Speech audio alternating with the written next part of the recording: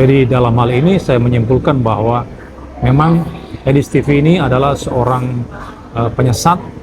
Dia bukan hanya mengajarkan salvation by works, keselamatan karena perbuatan baik, tetapi juga dia menolak dua poin fundamental dalam iman Kristen, yaitu Tritunggal dan juga hypostatic union. Kalau dia tolak Tritunggal, di dalamnya ini ada Kristus dalamnya yang adalah Allah, ya berarti dia menolak kealahan Yesus, dia menolak Yesus sebagai Tuhan. Kalau dia menolak hypostatic union, ini bicara tentang Kristus yang adalah Allah itu sendiri, maka dia menolak ketuhanan Yesus. Sehingga ini menjadi klop sebetulnya dengan pandangan daripada Edi Stevie sebelumnya, di mana dia mengatakan bahwa Yesus itu bukan Tuhan. Yesus punya Tuhan, dia bilang. Ini menjadi cocok, menjadi nyambung dengan videonya yang lain yang menolak hypostatic union, yang menolak Yesus Kristus yang adalah Allah dan manusia sejati.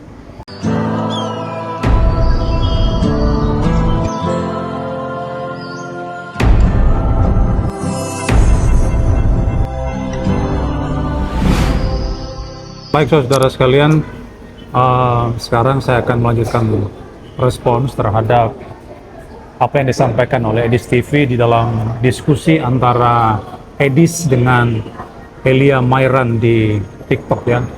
Itu video saya dapatkan dari seorang teman, dan di video saya yang lalu saya sudah mengatakan bagaimana pernyataan Edi Stevie itu sungguh-sungguh menyesatkan, karena dia mengatakan yang penting kita mengikuti teladan Yesus, kita berbuat baik, taat pada firman-Nya, maka kita akan diselamatkan. Sekalipun misalnya kita membuang Tritunggal itu ke tong sampah, atau juga kita tidak percaya kepada hypostasis union. Jadi dia menggunakan dua doktrin itu ya, yaitu doktrin Allah Tritunggal dengan hypostasis union, itu dia singkirkan, dia buang ke tong sampah, dia tidak percaya.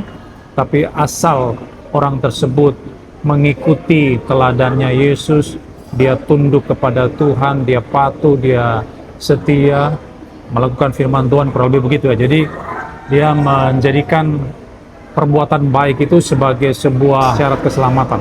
Cukup kita buat baik saja dan kita akan diselamatkan. Nah itu posisi Edis, dan di video saya yang lalu saya sudah memberikan tanggapan. Itu adalah sebuah pernyataan yang sesat.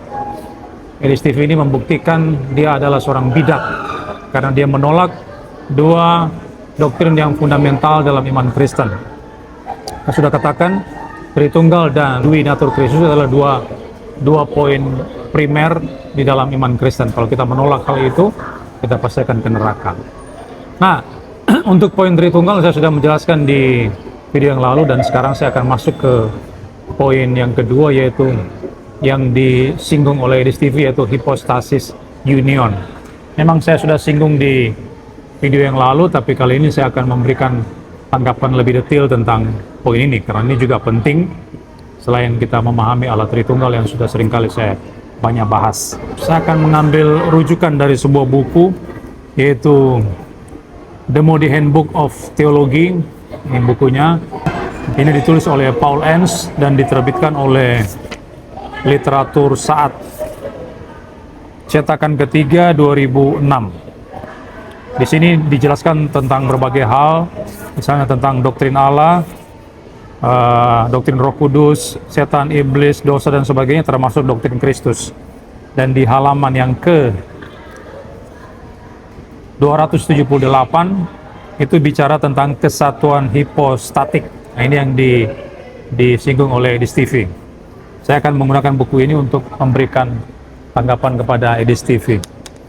Nah, pertama kita harus tahu dulu apa itu hypostatic union. Hypostatic itu berasal dari kata Yunani, yaitu hypostasis, yang oleh beberapa teolog diartikan secara berbeda-beda. Misalnya kalau orang-orang Reform, orang Injili memahami hipostasis itu sebagai pribadi. Jadi kata Yunani hipostasis itu diterjemahkan sebagai pribadi. Tapi ada orang-orang tertentu atau teolog tertentu yang tidak mau atau tidak suka menggunakan kata pribadi, lalu mereka tidak mau menerjemahkan kata hipostasis itu. Jadi kalau dibilang Tritunggal, tri itu apa? Apanya yang tri? Maka mereka mengatakan yang tri itu adalah hipostasis. Mereka tidak mau mengatakan tiga pribadi, karena akan sampai kepada sebuah kesimpulan bahwa nanti akan ada 3 Allah di sana. Jadi Bapa, Anak, dan Roh Kudus itu menjadi 3 Allah kalau kita mengatakan 3 pribadi. Tapi ada teolog-teolog yang mendefinisikan hipostasis itu sebagai pribadi. Dan menurut saya kata pribadi untuk mengartikan hipostasis itu sebetulnya sudah tepat. Karena ketika kita mengatakan ada 3 pribadi Allah misalnya, kita tidak mengidentikan itu dengan 3 Allah. 3 pribadi itu tidak sama dengan 3 Allah. Kenapa kita menyebut sebagai 3 pribadi? Karena seperti saya sudah jelaskan di kesempatan yang lain, karena adanya interaksi di antara ketiganya, adanya relasi di antara ketiganya. Misalnya Bapa yang mengutus Anak ke dunia, Roh Kudus juga diutus oleh Bapa dan Anak, kemudian Bapa berbicara kepada Anak, Bapa mengasihi Anak, Anak mengasihi Bapa, dan sebagainya. Itu menunjukkan adanya relasi, dan itu adalah ciri-ciri daripada pribadi. Jadi kalau kita mengatakan atau mendefinisikan hipostasis sebagai pribadi itu tidak salah menurut saya. Tapi misalnya orang-orang gereja ortodoks lebih suka menggunakan hipostasis dan tidak mau menerjemahkan sebagai pribadi, ya mungkin itu adalah pendapat mereka ya. Mereka lebih suka mengatakan bahwa hipostasis itu adalah sebuah realita konkret. Tapi kalau itu hanya sekedar realita konkret, maksudnya apa? Apa yang berrealita konkret itu apa? Jadi kita harus mendefinisikan lebih jelas, karena kalau hanya sekedar realita konkret, ya harimau, singa itu juga sebuah realita konkret. Meja ini juga, ini adalah sebuah realita yang bisa terlihat, yang konkret begitu. Tidak kurang jelas menurut saya. Jadi yang lebih spesifik adalah pribadi. Jadi apa itu pengertian kesatuan hipostatik atau hypostatic union? Paul Enns berkata begini, kesatuan hipostatik dapat dijabarkan sebagai pribadi kedua prainkarnasi Kristus datang dan mengambil natur manusia dengan tanpa kehilangan natur ilahinya. Kemanusiaan yang sejati bersatu dalam satu pribadi untuk selamanya. Jadi Yesus Kristus sebelum dia ada di dunia ini, dia itu sepenuhnya Allah. Jadi 100% Allah. Dia hanya mempunyai satu natur atau satu hakikat keilahian. Dia Allah sepenuhnya tanpa kemanusiaan. Tapi setelah dia berinkarnasi, maka Kristus ketambahan hakikat yang baru, yaitu hakikat manusia. Sehingga pada waktu dia menjadi orang, dia menjadi Allah dan manusia sejati. Dia mengambil natur yang baru, yaitu natur manusia, tetapi naturnya yang sebelumnya, yaitu keilahiannya, kealahannya itu tidak hilang. Sebelum dia menjadi manusia, dia adalah Allah 100%. Tapi ketika dia menjadi manusia, kealahannya itu tidak hilang. Dia tetap adalah Allah, cuman ketambahan natur yang baru. Maka Kristus sekarang ketika ada di dunia, dia adalah Allah dan manusia sejati yang ada di dalam satu pribadi. Nah, ini penting juga. Kedua hakikat itu, Allah dan manusia, itu ada dalam satu pribadi. Waktu Kristus berinkarnasi, dia tidak mengambil pribadi yang lain, pribadi yang kedua, sehingga dia menjadi 2 pribadi. Tidak. Dia hanya punya satu pribadi, tetapi dalam satu pribadi ini ketambahan natur yang baru, yaitu manusia. Nah, itu definisi daripada hypostatic union atau kesatuan hipostatik.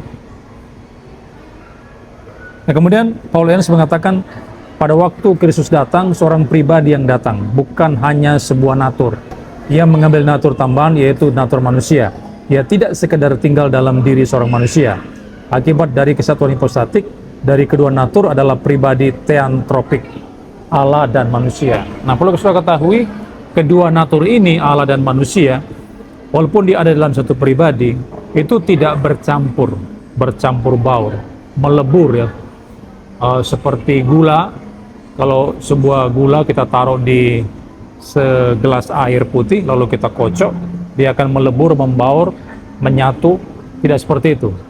Jadi Allah dan manusianya itu tidak bercampur berbaur, tapi masing-masing mempertahankan sifat-sifatnya. Kealahannya, dia misalnya maha kuasa, maha tahu, maha mendengar, maha suci dan sebagainya, itu tetap dipertahankan. Dan tetapi ada sisi kemanusiaan yang penuh dengan kelemahan. Dia tidak maha tahu, dia tidak maha kuasa, dia tidak maha melihat, dan sebagainya. Dia bisa lapar, haus, mati, dan sebagainya. Jadi masing-masing mempertahankan sifatnya, tidak bercampur, tidak saling transfer atribut, tetapi tidak terpisah, tetap ada dalam satu pribadi. Nah, itu artinya kesatuan hipostatik yang harus kita pahami. Nah, kedua natur Kristus itu merupakan kesatuan yang tidak terpisahkan tanpa percampuran identitas, saya katakan tadi ya, atau kehilangan identitas masing-masing. Jadi itu tidak terpisahkan, tidak bercampur satu sama lain, dan tidak kehilangan identitas masing-masing. Masing-masing mempertahankan sifat-sifatnya.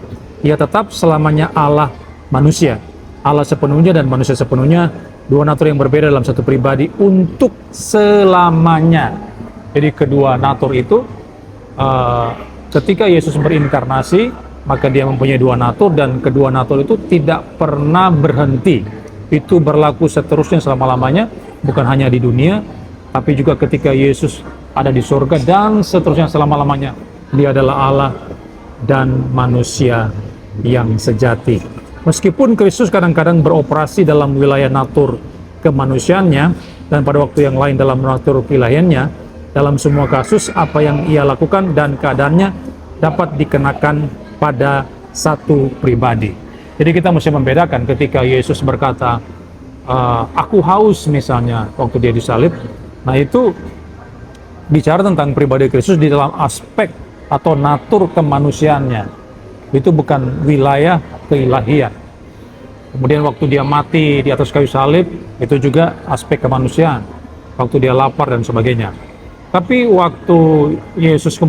pada waktu Yesus bertemu dengan murid-murid di tengah danau ya, yang sudah ombak, di tengah air yang berkecamuk, badai di situ, kemudian menenangkan badai.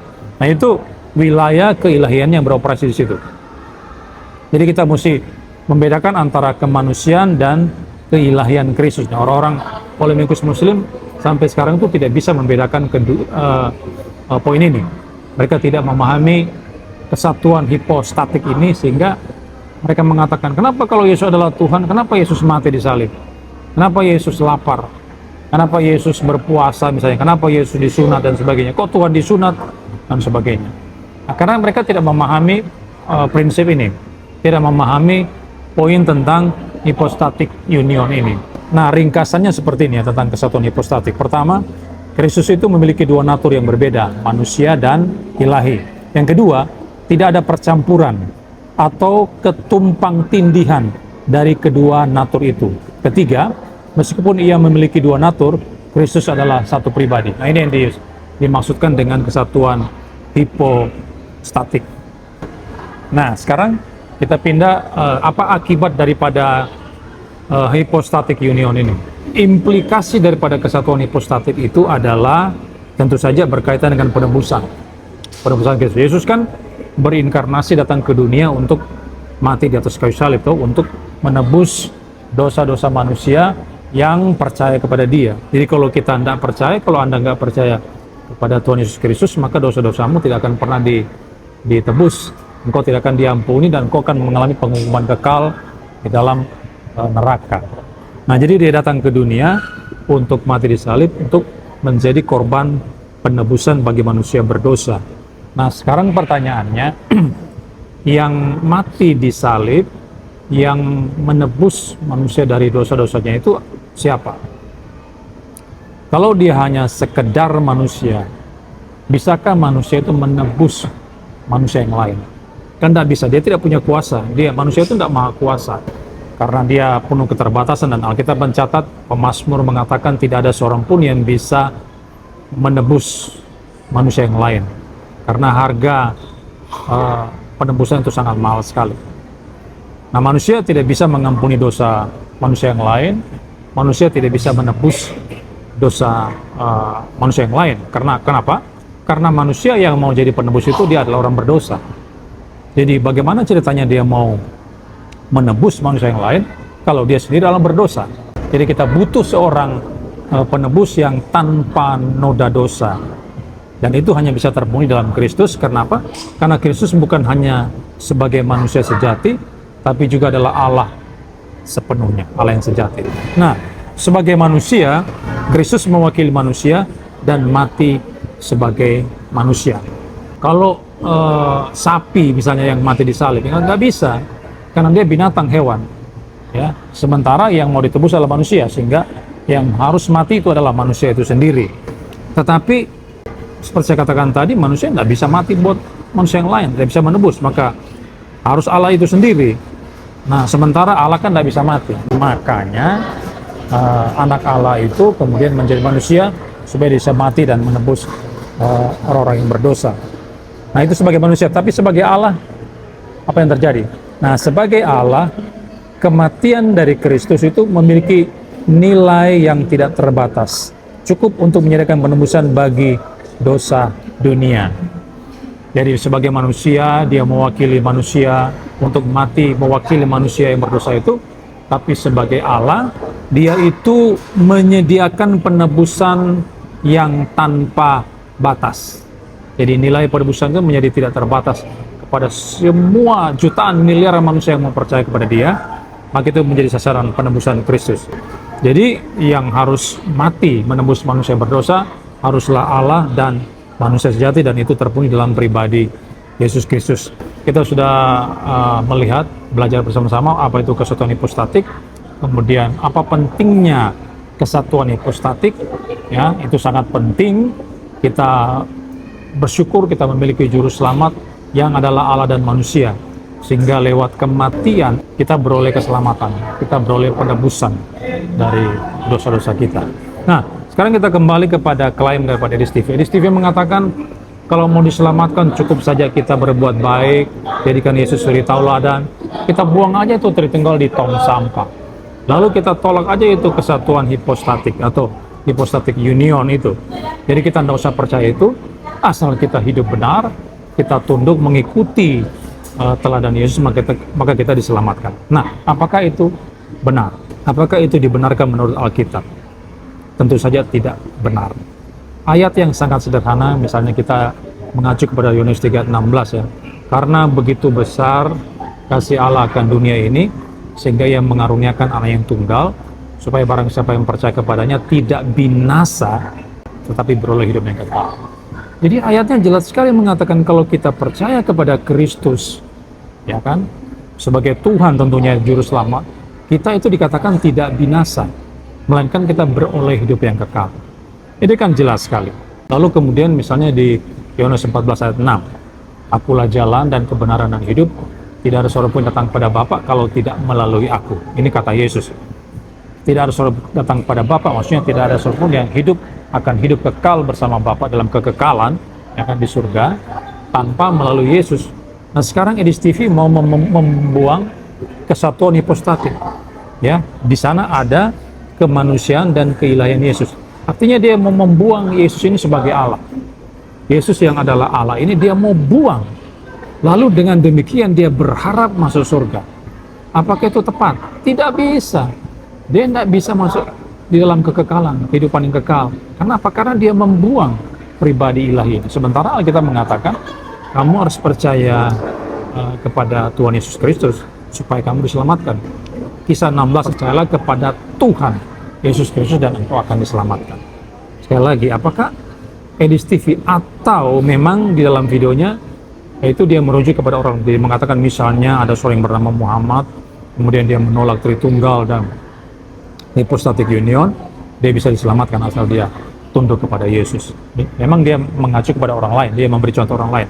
Tapi kalau dia membenarkan itu, dan dalam hal ini Edis TV membenarkan tentang konsep tersebut, ya kan, keselamatan karena perbuatan baik itu tanpa Yesus Kristus, tanpa Tritunggal, itu dibenarkan oleh Edis TV. Jadi sekalipun dia mencontohkan orang lain, tapi karena dia membenarkan itu konsep tersebut, maka Edis TV juga percaya karena itu. Maka Edis TV juga percaya Tritunggal nggak perlu diyakini, dibuang aja ke tong sampah, kemudian kesatuan hipostatik juga kita buang aja, kita masih bisa diselamatkan menurut Edis TV. Nah, itu sebuah kesalahan fatal karena Alkitab tidak mencatat demikian. Yang dicatat oleh firman Tuhan adalah apa? Kalau kamu mau diselamatkan, kamu harus percaya Kristus. Jadi Kalau saya ditanya misalnya oleh Edis TV, bagaimana dengan orang-orang yang membuang Tritunggal kemudian hipostatik union, apakah dia diselamatkan? Saya dengan tegas mengatakan dia tidak akan diselamatkan. Kenapa? Karena dia tidak mau datang kepada Kristus, Allah dan manusia sejati. Jadi dalam hal ini saya menyimpulkan bahwa memang Edis TV ini adalah seorang penyesat. Dia bukan hanya mengajarkan salvation by works, keselamatan karena perbuatan baik, ya, tetapi juga dia menolak dua poin fundamental dalam iman Kristen, yaitu Tritunggal dan juga hypostatic union. Ya, kalau dia tolak Tritunggal, di dalamnya ini ada Kristus dalamnya yang adalah Allah, ya berarti dia menolak kealahan Yesus, dia menolak Yesus sebagai Tuhan. Kalau dia menolak hypostatic union, ini bicara tentang Kristus yang adalah Allah itu sendiri, maka dia menolak ketuhanan Yesus. Sehingga ini menjadi klop sebetulnya dengan pandangan daripada Edis TV sebelumnya, di mana dia mengatakan bahwa Yesus itu bukan Tuhan. Yesus punya Tuhan, dia bilang. Ini menjadi cocok, menjadi nyambung dengan videonya yang lain yang menolak hypostatic union, yang menolak Yesus Kristus yang adalah Allah dan manusia sejati. Nah, jadi kita bisa simpulkan di sini bahwa sekali lagi saya mengatakan bahwa Edis TV ini adalah seorang bidat, penyesat yang mengaku Kristen. Menurut saya dia adalah seorang serigala yang buas, ya. Serigala yang menyamar sebagai domba yang masuk di dalam gereja Tuhan, dalam persekutuan Kristen, mengaku sebagai Kristen, mengajar, ya kan, mengaku membela iman Kristus, mengaku sebagai apologet kekristenan, menghajar kelompok sebelah itu, padahal dia sendiri adalah seorang bidat. Nah, ini yang banyak tidak diketahui oleh orang-orang. Saya menyayangkan ada saya kenal pendeta-pendeta yang tidak bisa melihat kesesatan Edis TV untuk poin ini. Padahal ini sudah sangat jelas. Dia itu seorang penyesat, ya. Saya tidak memutar lagi videonya di sini, saudara bisa nonton di video saya sebelumnya. Saudara mesti hati-hati dengan Edis TV, ya. Sekali lagi saudara mesti melihat sisi kesesatan Edis TV, ya. Jangan mudah terpengaruh dengan hanya karena dia berhasil, saudara lihat, menghancurkan kelompok sebelah itu, lalu saudara mengaminkan semua apa yang dia katakan, apa yang diajarkan. Mungkin ada satu sisi tertentu di mana apa yang dikatakan Edis TV betul, tapi untuk poin yang fundamental dalam iman Kristen, dia itu memang betul-betul seorang yang tidak memahami doktrin yang benar yang dipercaya oleh gereja secara am. Jadi berhati-hatilah kepada Edis TV. Lebih baik kalau saudara mau belajar Alkitab, jangan datang kepada Edis TV, ya. Sudah pergi kepada hamba-hamba Tuhan yang mempunyai kompetensi di bidang teologi dan sudah belajar di sana. Tidak perlu melalui Edis TV. Nah, ini tanggapan saya terhadap Edis TV, dan saya menyimpulkan dari diskusinya Edis TV dengan Elia Myron tentang Tritunggal dan hipostatis yang dia buang ke tong sampah itu, cukup dengan mengikuti suri tauladan Yesus maka diselamatkan. Saya menyimpulkan dari diskusi mereka berdua ini bahwa Edis TV ini adalah seorang bidat penyesat yang harus kita jauhi, dan fokuslah kepada pengajaran yang benar, ya, supaya saudara tidak disesatkan, supaya saudara tidak mengalami penghukuman kekal karena saudara mengikuti ajaran Edis TV yang menolak doktrin Tritunggal dan juga Yesus Kristus yang adalah Allah dan manusia sejati.